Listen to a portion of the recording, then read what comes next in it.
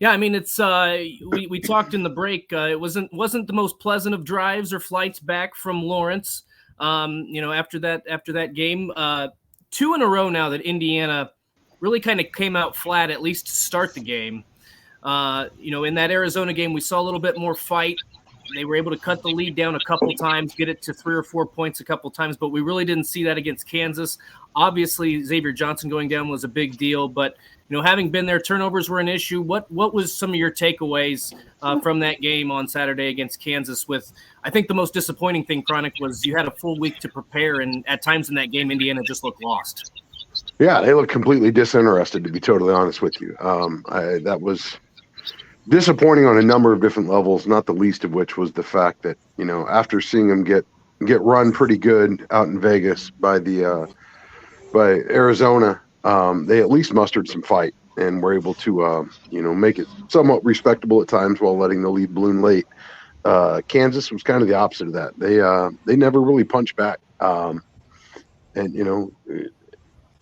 it was just as bad offensively as it was defensively. Absolutely killed themselves yet again with turnovers. This team's inability to take care of the ball is going to be terminal against probably the majority of the Big Ten that we're going to face this year. You're not going to be able to give the ball away at that clip against anybody, no matter how good your defense is, and expect to win a lot of ball games. But when the defense is giving up as many open shots, letting opponents drive basically at will, it's just a recipe for disaster, and that's exactly what the Hoosiers walked into in Lawrence. Was an absolute disaster of a basketball game. So probably time to recalibrate some expectations. Probably time to see who really is willing to put in the work to get the job done on the defensive end first, and then let's figure out how the ball is going to move and how they plan to score it with what looks like a extended absence from Xavier Johnson here following his injury this last Saturday. So the captain has put on the buckle your seatbelt sign. Maybe not for tonight, maybe not for this Friday night. But going forward, there's a lot of questions now looming large over this Hoosiers basketball team, as far as what they're going to be capable of, having started the season as Big Ten favorites. That looks kind of like a pipe dream at this point right now. Yeah, but the thing that's so bothersome when you talk about the effort is this is a team that had 4 fifth-year starters on it: Miller Kopp, Trace, Race, and Xavier Johnson, and the way you talked about the effort, how they came out in Kansas, I still can't get over that, because when I was there, I'm like, dude, how could you not just walk into that building and be ready to compete? It was an opportunity. I would have thought that they would have approached that with, dude, this is an opportunity for us to redeem ourselves. Not only that, to do something that not many teams can do. Kansas only lost 16 times in that building in 20 years, so let's not forget that. But and again, it wasn't the loss; it was just the lack of fight, the lack of awareness. It seemed almost like a lack of preparation, as if they were sleepwalking through what they were doing. And man, you can beat Kennesaw State and Elon like that, but you're not going to beat Kansas, you're not going to beat Purdue or Michigan State or teams like that either. No, they came out from the tip and kind of looked like whip dogs. What I mean by that is, they, against Arizona, they were obviously frustrated by the length, by the athleticism, by the speed that they play with. I mean, Arizona looked a lot like what you see in the modern NBA right now, just long and dangerous across the floor. This matchup against the Jayhawks seemed a little bit more favorable. Well, they certainly have the talent. They just didn't have the length. They didn't have that size that really frustrated Indiana. And pretty much right from the beginning, I can't remember who it was. Perhaps it was Johnson. Early in the game, Indiana drives the lane, gets blocked. And like from that point forward, they stopped getting to the rim just almost entirely. And when they did, they were missing bunnies left and right, like they were Elmer Fudd. But that gun shy nature of not finishing a drive, of not getting to the rack, ends up in a lot of really, really poor shots. And Indiana just seemed afraid to get to mix it up and get to the rack like you would expect a team to that's really trying to compete, that's trying to attack the basket. And quite the opposite. Kansas was able to get to the rim pretty much at ease on Indiana. It was clear very early on. Kansas was totally content giving Indiana that corner three and letting them try to do their damnedest from it, and it proved to be a pretty effective strategy. You would think that after a week to prepare, you would recognize there's going to have to be some tweaks in how you pass out of the doubles and some of the traps that you're going to continue to see, and just nobody capable across the bench really of figuring that out and unlocking how to get something going, and it just terribly disappointing because I can't tell you how many Kansas fans I talked to, and I mean dozens and dozens and dozens, that all said they'd never seen anything like that. The numbers that Indiana fans showed up in Fall Allen was by all accounts completely unprecedented in the history of that gym.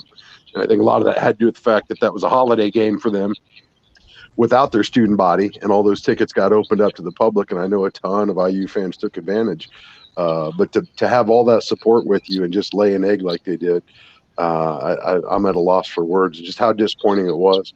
But like I said, after Arizona, you got no choice now. You got to learn from it. You got to grow from it. You got to try to get better, because with the exception of these next 4 days here, there ain't no reprieve. It's going to be an absolute slog to get to Selection Sunday, and Indiana's going to have to figure a lot of stuff out. And again, especially now when you look at the absence of Xavier Johnson, guard play has been a bugaboo for this team for time immemorial, and I think that's only going to be a continuing concern going forward. But it's a great opportunity for guys like Tamar Bates, like CJ Gunn, to really step up and show what they can do for this team. Trey Galloway, for that matter, because Lord knows Woody's going to need them at their best here for some time to come. It's also going to be an opportunity for Jalen Schifino to play primarily his normal position, which is point guard, where he has been sharing that off and on. And so now he's going to have the ball in his hands virtually all the time when he's in the game, which will be a difference for Indiana. And maybe that is helpful. And it's not anything against Xavier, but maybe just having the one will help. I thought that having both of them was beneficial to them as far as running that offense, but it wasn't working against Kansas.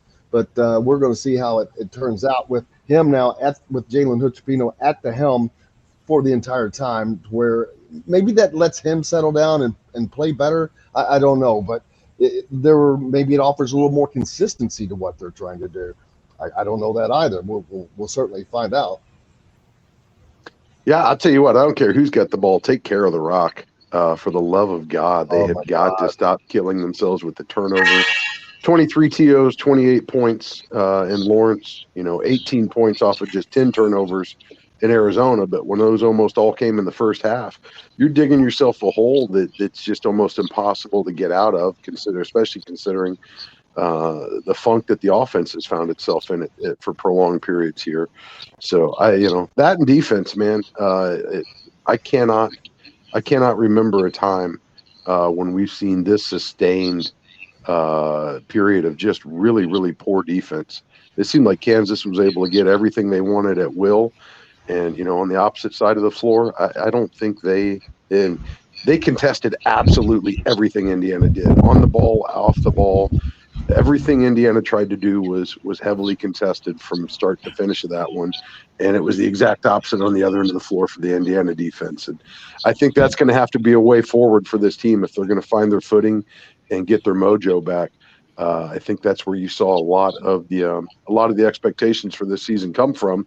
If you can just make nominal gains on the offensive end, keep the defense where it's at, and you got a ball club that can compete. Well, offense aside, the defense is nowhere close to being able to compete at the level that the program aspires to, and that's something that I think is probably most alarming in a storm of alarm right now. And it should be, because that goes back to the point of having all of these fifth-year starters that have experience, that have the moxie, that have the know-how, that have been in these arenas, that have been in these fights, that have been in all those tough environments. They know what it takes, and yet it's like they don't bring it. No, they know exactly how Mike Woodson wants them to defend. They know what the schemes are. They know what the tweaks are. you would hope that they know, what the opponent's going to do. I know these guys watch an ungodly amount of film. They break absolutely everything down. Everything's there for them. You just got to execute it, and the execution has been extraordinarily poor here recently. And what's going to be interesting to me, Chronic, is this is an interesting schedule, interesting calendar coming up for Indiana. You've got 2 games against Elon and Kennesaw State, 2 games you should win. You should win the Elon game relatively easy. Kennesaw State might be a bit more of a challenge, but you should be able to win that game fairly easily as well. But then you get 2 weeks basically where you're not playing a basketball game, and then you go on the road and play Iowa. I'm not going to go out as far as to say that stretch could dictate how Indiana plays the rest of the season, or foreshadows what they're going to do. But I do think that 2-week stretch where they don't play a game, while you probably don't want to have that, and you're going to have to kick off the rust pretty quickly when you go into Carver Hawkeye Arena. At the same time, this team has a lot to work on, and I think in that 2-week break, we're going to see what this team is really made of and what kind of adjustments they make in order to, try to get back up to the top of the Big Ten and compete for a conference championship. You got 2 weeks to figure out how to get through the following 2 weeks after that, because as you mentioned, it's not just a trip to Carver Hawkeye. You turn around on a real short flip and you go to Penn State after hosting Northwestern. You get whiskey at home, and then you got to go to the spaceship over in Champaign. And if you're going to compete in the Big Ten, you gotta mind your home court. And Lord knows Wisconsin's had Indiana's number, no matter where they've met. But those are going to be 3 really, really, really challenging road games. And I'm looking at a team right now that, for all the moxie, for all the bluster, for all the toughness, and the flexing that we love to see here at Assembly Hall when they can romp, they got to show me they can travel, because quite honestly, they have looked absolutely putrid on the road right now, and that's just not going to cut it. And again, this is a team that they themselves embrace the expectations. They themselves are the ones who have set this bar, and so far they are nowhere close to being able to clear it.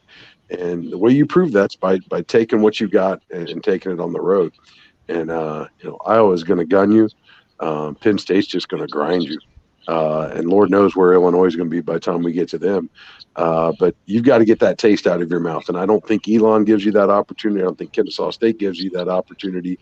You want to prove that you really belong in contention for the conference title. You need to go win some dang road games. And they're going to have plenty of opportunities those first 2 weeks after the season kicks back up in earnest following the new year. So great opportunity there to go steal some. And Lord knows you've got to bring your best when Wisconsin comes on the 14th of January, because you start dropping home games and you pretty much kiss those title hopes goodbye.